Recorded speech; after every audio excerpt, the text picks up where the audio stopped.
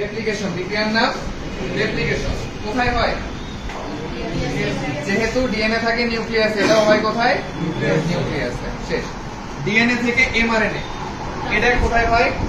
এটাও হয় নিউক্লিয়াসে। এই বিক্রিয়ার নাম কি? ট্রান্সক্রিপশন। কি নাম? ট্রান্সক্রিপশন। এরপরে হচ্ছে এমআরএনএ থেকে প্রোটিন, এটার নাম কি? ট্রান্সলেশন। এটা কোথায় হয়? এটা হয় হচ্ছে ঠিক আছে সাইটোপ্লাজমের মধ্যে। মানে যদি বড় করে প্রশ্ন করে যে সাইটোপ্লাজম না নিউক্লিয়াস, সেক্ষেত্রে উত্তর সাইটোপ্লাজম। আরো যদি স্পেসিফিক ভাবে বলতে হয় যে সাইটোপ্লাজমের কোন জায়গায়, তখন উত্তর রাইবোজোম। তাহলে এরপরে আসেন এমআরএনএ থেকে ডিএনএ। অনেক সময় কি হয়, এই ট্রান্সক্রিপশন বিক্রিয়াটা উল্টে যায়, এমআরএনএ থেকে ডিএনএ হয়। এটাকে কি বলে? Reverse transcription. কোথায় কোথায় দেখা যায়? এইচআইভি ভাইরাসে দেখা যায়। কোথায় দেখা যায়? এইচআইভি ভাইরাসে দেখা যায়।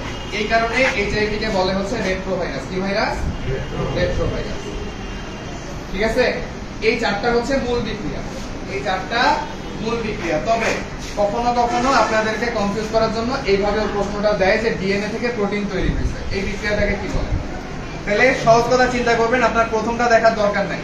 আমরা যখন কেমিস্ট্রিতে বিক্রিয়া করি, আমরা মেইনলি কোনটা টার্গেট করি? শেষে কি তৈরি হচ্ছে। তাহলে একই ভাবে চিন্তা করেন, শেষে কি তৈরি হচ্ছে? কি তৈরি হচ্ছে?